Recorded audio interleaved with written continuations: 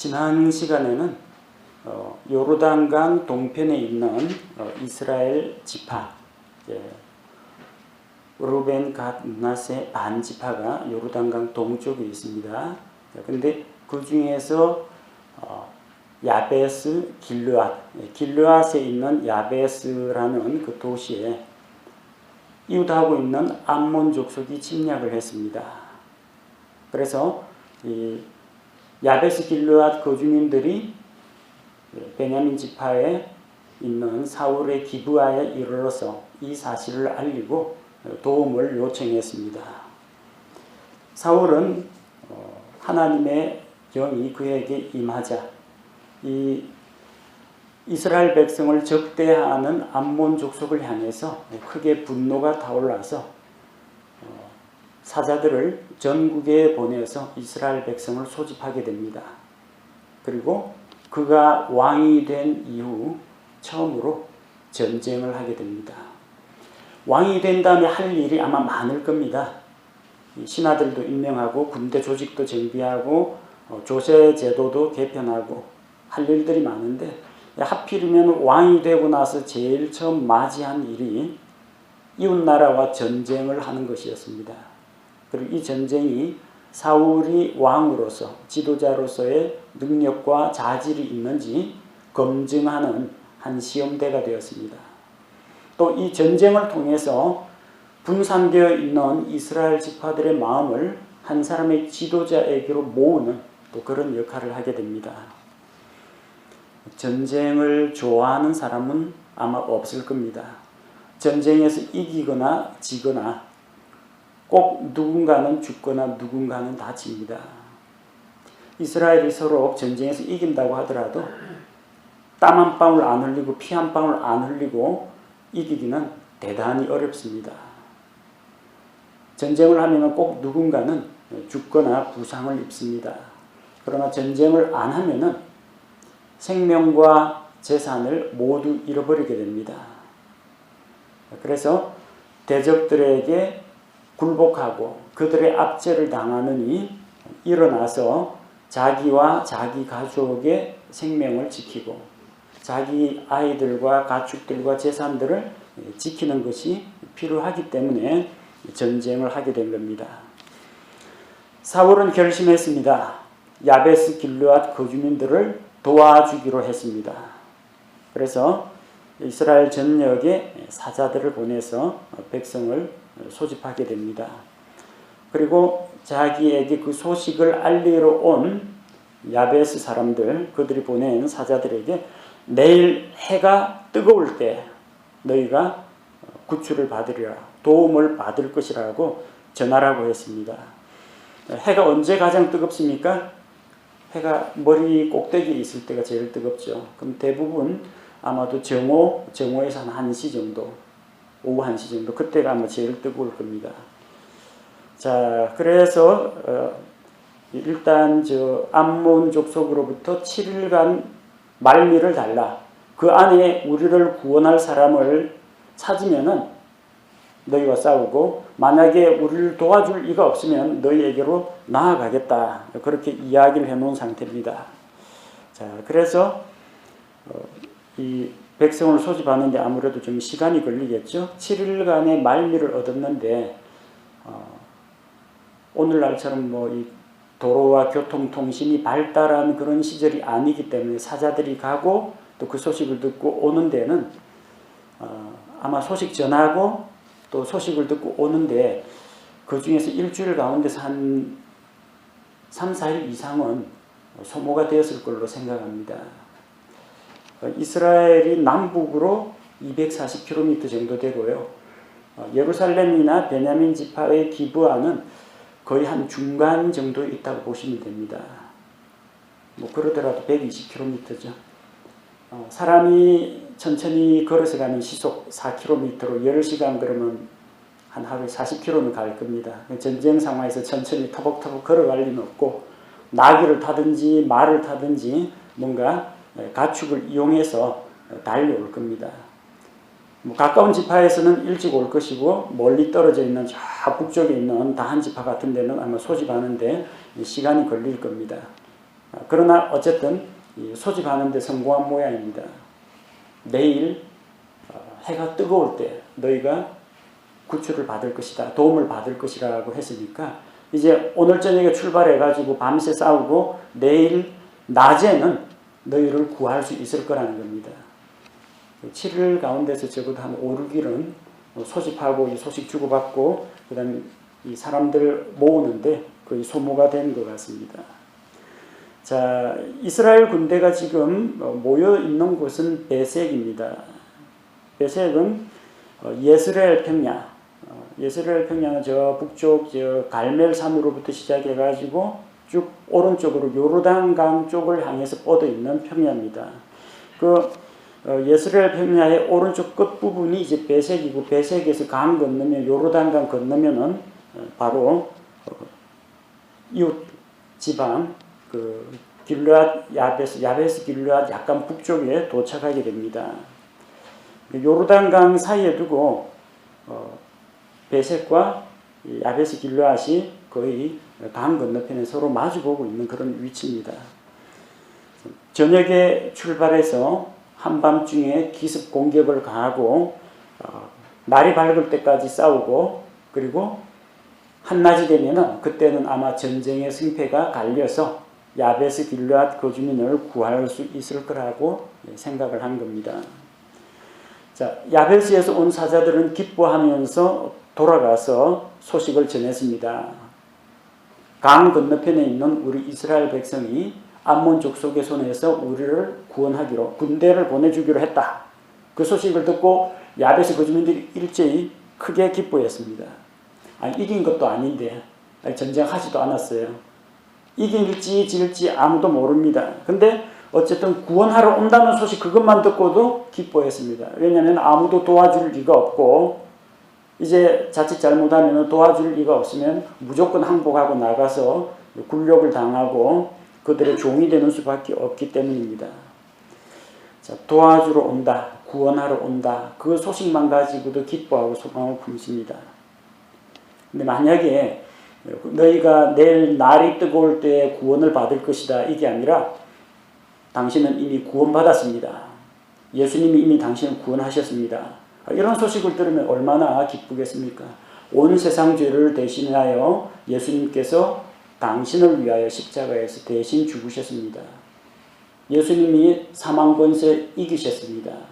당신이 믿기만 하면 구원을 받고 믿기만 하면 예수 그리스도를 구주로 받아들이면 영원한 생명을 얻습니다. 예수님이 다 이루셨습니다. 열심히 신앙생활 잘 하시면 혹시 구원 받을지 누가 알겠습니까? 이게 아니고요. 예수님 대속을 이루셨습니다. 큰 구원을 이루셨습니다. 당신은 이것을 받아들이기만 하면 됩니다. 얼마나 기쁘겠어요. 구원하러 온다는 소식만 듣고도 그렇게 기뻐하는데 예수님이 구원을 이루셨다. 그 소식은 아마 더 큰 기쁨이 될 겁니다. 사자들이 돌아갈 때 좋은 소식을 갖고 가야죠. 불확실한 소식, 올지 안 올지 모르겠다. 우리가 형편이 되면 도와주러 갈게. 이런 희미한 소식 들고 가면요. 아무도 반기지 않습니다. 너희가 내일 날이 뜨거울 때 도움을 받을 것이다. 구출될 것이다. 아직 미래형이긴 하지만 사자들도 기뻐하고 야베스 사람들이 크게 기뻐했습니다. 우리도 이러한 기쁜 소식을 전하는 사람이 되어야겠습니다. 자, 그래서 이제 자신만만하게 10절에서 보니까 야베스 사람들이 자기들을 이제 침략하는 자기들을 향하여 진을 치고 있는 암몬 족속에게 자신 있게 이야기합니다. 내일 너에게 나아갈 테니까 그들의 눈에 보기 좋은 대로 행하라고 합니다. 자, 사울은 이제 자기가 처음으로 거느려 본, 한 번도 안 해봤습니다. 전쟁터 나가본 적 없어요. 처음으로 거느려 본 이 백성을 이끌고 싸우러 나가야 합니다. 지난번에 우리가 그 백성 모인 사람들의 숫자를 세니까 33만이라고 했죠. 33만이 다 가는 것은 무리고 아마 이 가운데에서 정예 병사들을 뽑아서 싸우러 나갔을 겁니다. 자, 그래서 사울이 백성을 세 무리로 나누어 가지고 편성해서 세 갈래 길로 이제 공격을 하게 됩니다. 아무래도 병력을 효율적으로 관리하고 또 이동하고 통제를 하려면은 대규모 부대보다는 조금 소규모로 부대를 나누는 것이 필요하기 때문입니다. 자, 작전 시간은 언제냐? 사울의 군대가 그들 가운데에서 세 무리로 나눈 다음에 야간을 이용해서 기습을 합니다. 11절에 그들이 새벽 경전에 그 군대의 한가운데로 들어가 암몬 자손의 군대 가운데로 적진으로 침투한 겁니다. 자, 새벽 경전이라는 표현이 나오는데 구약시대의 유대인들은 밤 시간을 저녁 해 떨어지는 시간을 저녁 6시로 가정하고 다음날 아침 해 뜨는 시간을 아침 6시로 가정하면은 저녁 6시에서 아침 6시까지가 밤 시간이 됩니다. 이게 주간이 됩니다.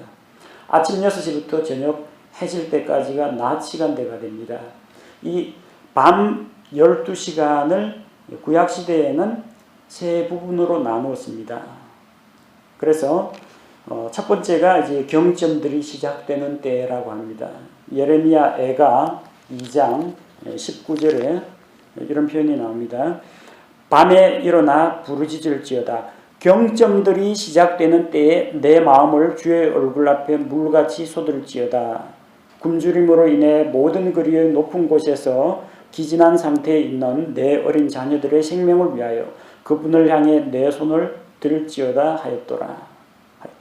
경점들이 시작되는 때 저녁 6시부터 12시간을 세 부분으로 나뉘니까 4시간으로 보시면 됩니다. 저녁 6시부터 밤 10시까지입니다. 경점들은 저녁 6시 시작합니다. 그 다음 중간 경점이 있어요. 우리 이전에 사사기 강의할 때 살펴보았습니다. 사사기 7장 19절 기드온이 미디안 군대를 칠 때 이야기죠.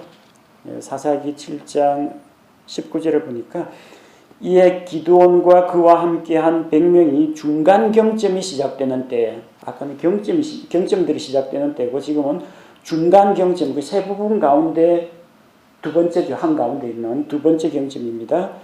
진영 밖에 이르렀는데 그들이 막 새로 파수꾼을 세우므로 그들이 나팔을 불며 손에 있던 항아리를 부수니라. 기드온이 미디안 군대를 칠 때 야습을 했는데 밤 시간대 가운데 이제 두 번째 경점입니다. 중간 경점이 시작될 때 밤 10시에서 새벽 2시까지가 이제 중간 경점이고 중간 경점이 시작되는 것은 야간 밤 10시 즈음입니다. 그 다음에 새벽 경점이 있습니다. 새벽 경점은 새벽 2시부터 새벽 6시까지를 이야기합니다. 마지막 4시간씩 나눈 세 번째 시간대입니다. 이거는 우리가 지난번에 출애굽기 강의할 때 다루었습니다. 출애굽기 14장 24절. 출애굽기 14장은 이제 홍해의 기적이죠. 출애굽기 14장 24절. 새벽 경점에 주께서 불과 구름 기둥을 통해 이집트 사람들의 군대를 보시고 이집트 사람들의 군대를 어지럽게 하시며. 자, 이스라엘 백성이 홍해를 건넙니다. 이제 뒤쪽에서 이집트 군대가 이스라엘 백성이 홍해를 맨 땅을 밟고 건너는 걸 보고 자기들도 이제 뒤쫓아가려고 추격을 해옵니다. 근데 새벽녘에 이스라엘 백성 다 건넜습니다. 뒤쫓아오는 이집트 군대를 새벽 경점이 시작되는 그 무렵에 하나님께서 다 홍해 물을 도로 합쳐가지고 그들을 바다에 다 잠기게 만드셨던 겁니다. 그때가 이제 새벽 경점입니다. 자, 새벽 경점에 그 군대의 한가운데로, 그러니까 적들의 눈에 띄지 않게 은밀하게 저녁 6시 되면 이제 어둑어둑합니다. 야간에 불빛도 없어요. 그 당시에는. 그렇기 때문에 은밀하게 세 갈래로 흩어져서 이동해가지고 잠복하고 있다가 새벽 경점, 새벽 2시경 그 즈음에 야습을 한 겁니다.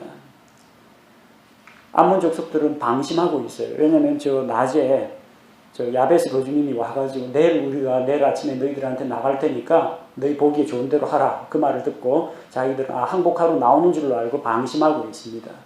근데 사울이 이끄는 군대는 어둠 가운데 매복해 있다가 제일 파수꾼들이 피곤하고 졸리고 경계가 취약할 때 야간 기습을 한 겁니다. 자, 구약시대의 경점에 대해서 기억해 두시면 성경 읽는 데 도움이 될 겁니다. 신약시대에 와가지고는 시간대를, 밤 시간은 네 부분으로 나뉩니다. 12시간을 네 부분으로 나뉘니까 이제 3시간, 3시간씩 나누면 됩니다. 마가복음 13장 35절에 이런 표현이 나오죠. 그러므로 너희는 깨어 있으라. 집주인이 어느 때에 올지, 저물 때일지. 저물 때는 해 떨어질 때 보통 저녁 6시를 이야기합니다. 저물 때일지, 한밤중일지, 닭 울 때일지, 아침녘일지 너희가 알지 못하니라. 언제 주님 다시 올지 우리 알 수 없으니. 은밀하게 사람들이 알지 못하는 때에 오신다는 이야기입니다. 근데 그 밤 시간대를 이렇게 네 가지로 나누어서 말씀하셨습니다. 자, 어쨌든 밤은 모든 사람들이 긴장을 풀고 편히 쉬는 시간이고, 또 군대에서도 경계를 쓸 때 제일 취약한 시간대라는 겁니다. 야간 기습을 통해서 일단 적을 혼란에 빠뜨리고, 그리고 전쟁에서 먼저 승기를 잡겠다는 이야기입니다. 자, 그래서 마침내 전쟁을 벌였는데 그 군대 한가운데로 적진 침투하니까 밤을 새워가면서 싸우고 아침에 해가 뜨면서 또 계속 싸우고 날이 뜨거울 때까지 싸웠어요. 그래서 암몬 족속을 죽임에 남은 자들이 흩어져서 두 사람도 함께 모이지 않고 뿔뿔이 암몬 족속 중에 많은 자들이 죽고 쓰러지고 나머지는 뿔뿔이 다 흩어졌다는 이야기입니다. 전쟁에서 이겼다는 이야기죠. 9절에서 이야기한 내일 해가 뜨거울 때 너희가 도움을 받으리라 했는데, 전쟁이 마무리가 된 게 그날 날이 뜨거울 때, 해가 뜨거울 때, 그때 아몬 족속을 완전히 다 물리치게 되었습니다. 이 전쟁을 통해서 사울은 지도자로서의 역량을 보여주었습니다. 또 백성의 존경과 신망을 얻게 되었습니다. 이번 전쟁에서는 하나님의 이름이 구체적으로 거론되지가 않습니다. 지난번에 미스바에 이스라엘 백성이 모여 있을 때 그들이 모였다는 소식을 듣고 블레셋이 쳐들어왔을 때는 주께서 큰 천둥 소리를 바라시매 블레셋 사람들이 똑같은 소리를 들었는데 이스라엘은 해를 입지 않고 블레셋 사람들이 큰 혼란에 빠져가지고 그들이 당황하고 있을 때 이스라엘 백성이 달아나는 블레셋 사람들을 공격했다. 주께서 친히 개입해서 싸우셨는데 오늘 본문에서는 주께서 그들 가운데 암몬 족속을 무찌르셨다든지 주께서 어떤 기적을 베풀었다 그런 이야기는 없습니다. 없다고 해서 하나님이 일을 안 하신 건 아닙니다. 룻기에 보면은 하나님의 이름에 대해서 여호와 하나님이라는 이름이 거론되지 않습니다. 그런데도 보이지 않게 역사하시는 하나님은 여전히 일을 하고 계셨다는 것을 우리가 알고 있습니다.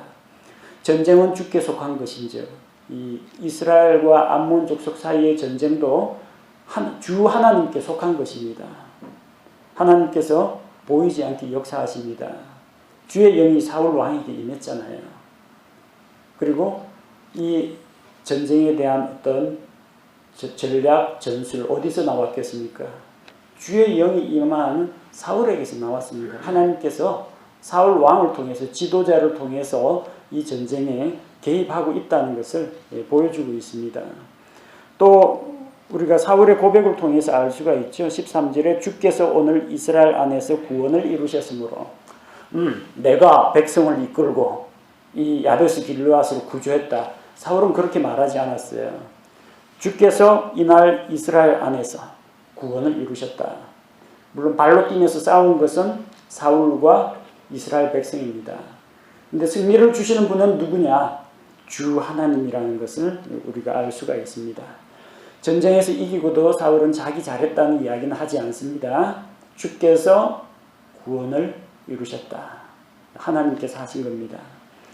자, 이 전쟁은 참 의미가 있습니다. 왜냐하면 이게 사울이 왕이 된 후 이스라엘이 왕국의 모습을 갖춘 후 첫 전쟁입니다. 사울이 왕위에 오른 이후 첫 전쟁이 오늘 본문 말씀에 기록된 사무엘기상 11장입니다. 사울이 왕으로서 마지막 전쟁을 치른 것이 사무엘상 31장입니다. 첫 전쟁에서는 승리를 거두고 암몬 족속을 상대로 승리를 거두고 백성으로부터 왕으로 인정을 받습니다. 마지막 전쟁은 사무엘기상 31장에서 길보아산 전투입니다. 거기서 블레셋과 싸웁니다. 거기서 패배하고 사울과 그의 아들들이 죽으면서 사울 왕조가 무너지게 됩니다. 사울의 가문이 전쟁에서 패하고 죽는 걸로 끝납니다. 이 두 전쟁 사이에 공통점이 있다면 똑같이 사울이 겪은 첫 전쟁과 마지막 전쟁이라는 의미가 있습니다. 또 공통점이 있다면 야베스 길르앗 사람들이 개입되어 있다는 겁니다. 첫 전쟁에서는 사울이 야베스 길르앗을 구출하러 백성을 이끌고 갔습니다. 마지막 전쟁에서는 사울은 블레셋 사람들의 손에 의해서 죽임을 당하고 그의 시체가 벳산 성벽에 매달리게 됩니다. 야베스 길르앗 거주민들이 밤을 새워 강을 건너서 벳산 성벽에 있는 사울과 그 아들들의 시체를 탈취해오게 됩니다. 한 번은 야베스 길르앗을 도와주느라 첫 전쟁을 치르렀고 마지막 전쟁에서는 사울이 패배하여 죽고 야베스 길르앗이 원수들에게 능욕을 당하는 그의 시체를 찾아오는 그런 작전을 벌이게 됩니다. 야베스 길르앗 사람들이 은혜를 갚았다는 이야기입니다. 아무도 도와주는 이가 없을 때, 암몬 족속으로부터 그렇게 위협을 당하고 있을 때, 사울이 사는 기브아에 가서 이야기하니까 사울에게 주의 영이 임해서 이스라엘 백성을 소집해서 우리 동포를 암몬 족속에서 구하자. 그래서 큰 구출을 이루게 됩니다. 고맙죠? 감사하죠? 야베스 길르앗 거주민이 이걸 절대 잊지 않고 있었습니다. 그래서 블레셋과의 전쟁에서 패하여 죽고 그의 시체가 벳산 성벽에 매달려 있을 때 사무엘기상 31장 11절 12절에 보니까 야베스 길르앗 거주민들이 블레셋 사람들이 사울에게 행한 일을 듣고 모든 용맹한 자들이 일어나 용사들을 소집해서 밤새도록 가서 사울의 몸과 그의 아들들의 몸을 벳산 성벽에서 취하여 야베스로 돌아와서 사울을 장사 지내줍니다. 사울이 그 병력을 소집한 이 지금 오늘 우리가 이야기한 그 야베스 길르앗 건너편이 베색이라고 했죠. 베색에서 조금만 북쪽으로 올라가면 벳산이 있어요.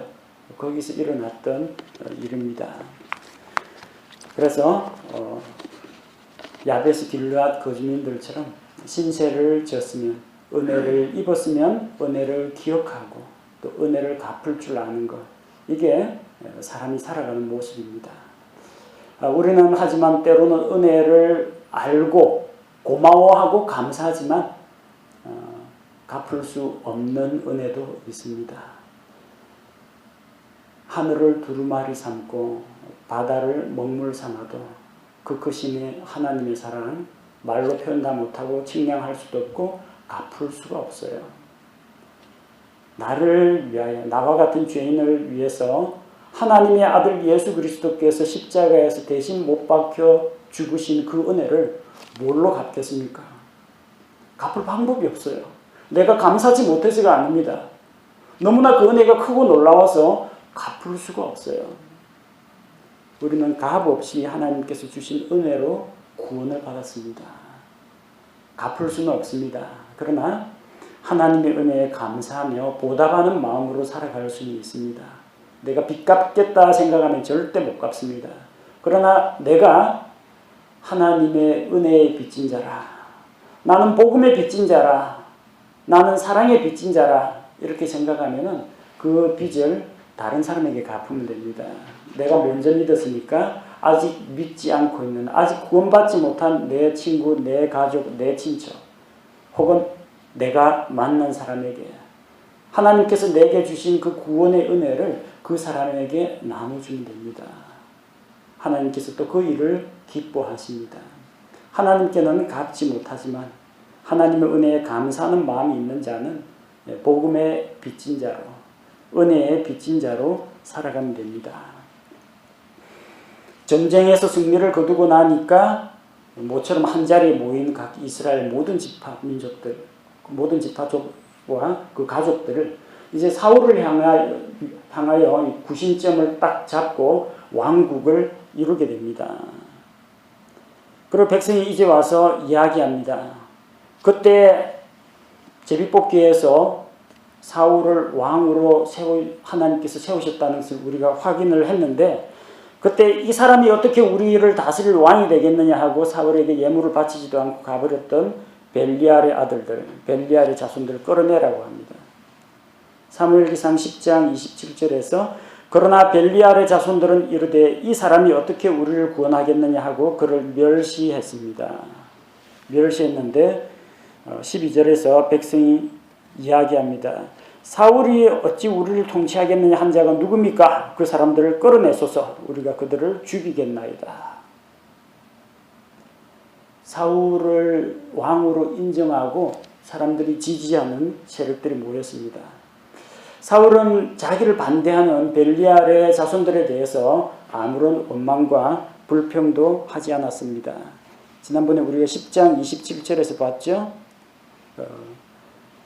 벨리알의 자손들이 사울을 멸시했지만 그는 잠잠하였더라. 그들과 더불어 다투지 않았습니다. 자기를 반대하는 사람들, 그들과 맞붙어 대적하지 않았습니다. 또 이번에는 자기를 지지하는 백성이 많아졌어요. 전쟁에서 승리하고 지도력을 인정받았습니다. 백성으로부터 신임을 얻어서 왕권이 강화되었습니다. 이제는 좀 이제 쓸모없는 자기에게 대항하던 그런 사람들에게 보복을 할 만도 한데 보복을 하지 않았습니다. 왜? 이 전쟁의 승리가 자기가 거둔 용맹과 지혜로 이 승리를 얻은 것이 아니기 때문입니다. 뭐라고 고백합니까?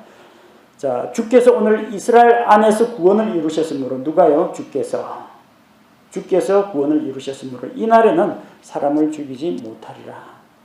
하나님께서는 대적의 손에 넘어가서 죽임당할 뻔한 이스라엘 자손의 생명을 구원하셨는데, 자기가 오늘 자기를 반대했다는 이유로 자기 그 반대파들을 숙청하면, 죽이면은 옳지 않다는 이야기입니다. 하나님께서는 사람의 생명을 귀히 여기시 살리십니다. 자기는 왕으로서 그들을 죽이고자 하는 게 아니라 그들을 살리고자 하는 겁니다. 자, 그래서 백성의 그런 말을 다 거절을 하고 이스라엘 안에서 하나님이 구원하셨다. 사람을 살리는 방향으로 자기를 반대하던 자들을 다 용서했습니다. 자, 그리고 백성이 함께 기뻐하면서 14절과 15절에 이제 사울을 왕으로 세웁니다. 사무엘이 백성과 함께 길갈로 내려갑니다. 14절에 그때 사무엘이 백성에게 이르되 오라 우리가 길갈로 가서 거기서 왕국을 새롭게 하자 하고, 왕국을 새롭게 하자. 왜 하필 또 길갈로 갔습니까?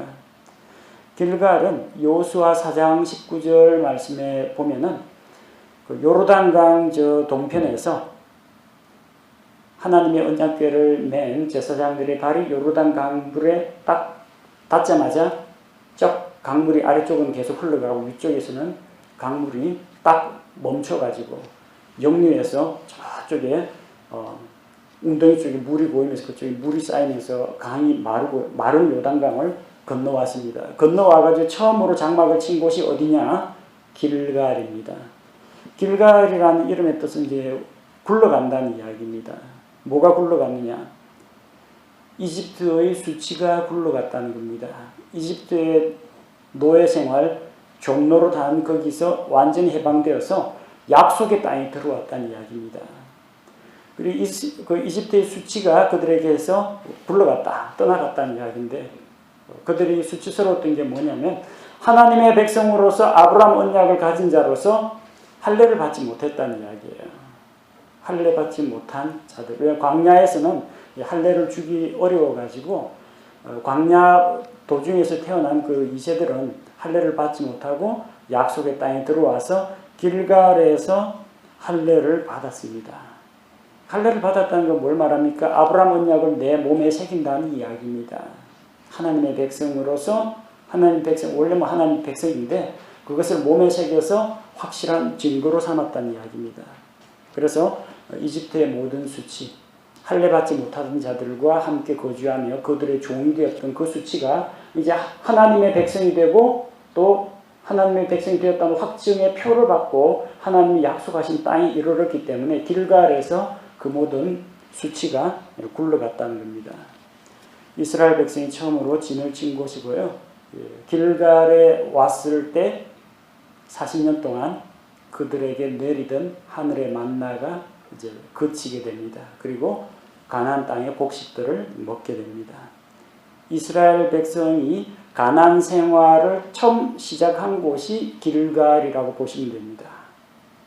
물론 그 이후에도 길갈에 도착해서 바로 왕국이 세워진 건 아니고요. 가나안 족속들하고 계속해서 여호수아가 7년간 전쟁을 하며 싸우죠. 그렇게 해서 여호수아기 거치고 사사기 거치고 또 엘리 집안과 그 이야기에서 지금 마침내 사무엘과 대언자 사무엘과 사울 왕 시대까지 오게 된 거예요. 길갈로 갔다는 이야기는 가나안 땅에 처음 도착했던 그때, 하나님의 약속의 땅에 처음 도착했던 바로 그때를 잊지 말고 기억하라는 이야기입니다. 거기서 사울이 왕으로 즉위합니다. 도대체 왕으로 몇 번 임명을 받습니까? 처음에 하나님께서 개인적으로 사울과 사무엘이 만나게 해서 사무엘이 이 뿔에 기름을 채워가지고 사울의 머리에 부으면서 주께서 너를 이스라엘의 대장으로 삼지 않으셨느냐. 이스라엘 왕으로 선포했죠. 그 다음에 이제 백성은 사울과 사무엘만 아는 이야기고 백성 중에는 이 사실을 아는 사람이 없어요. 하나님의 뜻이 과연 누구에게 있는지 알아보자 해서 미스바에서 제비를 뽑아서 사울을 왕으로 선출했습니다. 왕이 되었죠. 그래서 사울 왕 만세, 국왕폐하 만세 하고 벨레알의 자손들은 휙하니 떠나버리고 사울과 같이 마음의 감동을 받은 자들은 왕국을 세우는 일에 협조하러 기부하러 같이 갔습니다. 왕이 되었죠. 근데 이번에 또 온 백성이 길갈에서 주 앞에 모여서 사울을 왕으로 삼습니다. 3번이나 왕으로 인정을 받습니다. 하나님에게서 투표를 통해서 제비뽑기를 통해서 그리고 3번째는 공식적으로 백성이 왕의 권위를 인정하게 되는 이 사건이 바로 오늘 사건입니다. 그래서 그들이 주 앞에서 화평 헌물을 드리면서 왕을 주신 하나님, 전쟁에서 승리하게 하신 하나님, 하나님 앞에 화평 헌물을 드리고 하나님과 화목하게 되고 사울과 모든 이스라엘 사람들이 크게 기뻐하게 됩니다. 처음에는 암몬 족속의 침략으로 인해서 침통하고 우울하고 통곡하고 슬퍼했지만 전쟁이 끝나고 하나님께서 주시는 승리로 인해서 사울과 온 백성이 크게 기뻐하는 것으로 마무리가 되었습니다. 자, 오늘 우리 이스라엘에서 왕조 시대에 일어난 첫 전쟁의 기록에 대해서 살펴보았습니다. 사사 시대에도 수많은 이방 민족들이 이스라엘 지파들을 공격했습니다. 근데 사사 시대에는 전쟁이 일어나더라도 거의 국지전 수준으로 해당 지파와 그 이웃 한 지파가 대적들과 맞서 싸웠습니다. 다른 지파에게 도와달라 하는데도 도와주러 안 오는 지파들이 있었어요. 왜냐하면 그게 체계화된 이제 왕국 그리고 온 지파를 다 다스리는 지도자가 없었기 때문입니다. 그러나 왕정 시대에는 왕이라는 그 중심, 구심점이 있습니다. 그래서 왕정 시대는 왕을 중심으로 온 이스라엘이 하나가 되어서 대적들과 싸웠습니다. 저기 강 건너편에 있는 야베스 길르앗 거주민이라 할지라도 강 건너 불구경하듯이 그렇게 보지 않고 강 건너가 가지고 싸워서 그들을 구출했습니다. 우리 역시 마찬가지입니다. 우리 한국에도 교회가 있고 저기 미국이나 영국이나 필리핀이나 다른 지역에도 전 세계에 교회가 있습니다. 지역교회라고 하죠. 그러나 이 따로따로 떨어져 있는 지역교회도 결국은 우주적인 교회, 예수 그리스도를 머리로 한 전 세계에 있는 모든 그리스도인들이 그리스도 안에서 한 몸이요 한 지체가 됩니다. 왕이 있다는 이야기예요. 왕이신 예수 그리스도, 성도들의 왕이신 예수 그리스도가 계시기 때문에 그분을 중심으로 해서 믿고 구원받은 모든 성도들은 그분의 백성입니다. 그분의 몸의 지체입니다. 그분의 군사들입니다. 예수 그리스도의 소집령이 떨어지면 일제히 같이 마음을 같이하여 영적 전쟁에 동참하고 서로가 서로를 보살피고 위기 어려움에 빠진 동포들을 구출하는 그 일에 나서야 하는 사람들입니다. 이스라엘 백성이 사울 왕의 권위를 인정하고 사무엘과 함께 길갈로 내려가서 사울을 왕으로 공식 즉위식을 행하고 왕국을 새롭게 하려고 했습니다. 새롭게 되려면 출발점으로 돌아가야 됩니다. 이스라엘 백성은 자주 힘들고 어려운 일이 있을 때마다 자기 민족이 어디서 출발했는지 기억했습니다. 믿음으로 갈대아우르를 떠난 아브라함, 또 국가적인 출발점은 이집트의 노예 생활에서 하나님의 권능의 팔로 모세와 아론을 통해서 출애굽한 이 사건, 그래서 너희를 이집트 땅에서 구하여 내신 주께서 이렇게 말씀하신다. 이집트에서 속량하여 내신 하나님의 은혜를 그들은 잊지 않았습니다. 해마다 유월절 지키면서 하나님께서 우리 민족을 이방 민족의 압제에서 구출해 내셨다. 그 출발점 출애굽 사건, 유월절 사건을 그들은 기억했습니다. 사울과 이스라엘 백성은 그들이 가나안 땅에 첫 발을 내디뎠던 때, 요르단강 건너고 딱 첫 발 내디딜 때, 처음 장막을 친 때, 처음으로 그 땅의 곡식을 먹은 바로 그 출발점, 약속의 땅에 들어와서 처음으로 하나님께 절기를 지킨 바로 그곳, 어디요? 길갈을 기억했습니다. 그 길갈에서 시작하자. 길갈에서 이스라엘 첫 왕국, 왕조 시대를 시작하게 됩니다. 우리 그리스도인들 역시 마찬가지입니다. 하나님 앞에 내가 헌신하기로 결심할 때, 하나님 앞에서 내가 뉘우치고 돌이키기로 결심할 때 어디로 돌아가야 합니까? 구원받던 그 구원의 첫사랑, 구원받을 때 그 구원의 감격과 그 은혜, 바로 그 시절로 돌아가야 합니다. 그렇게 할 때 왕국이 새롭게 되는 것처럼 우리 각 사람이 하나님 앞에서 새롭게 되고 새로운 헌신을 결심할 수가 있게 됩니다.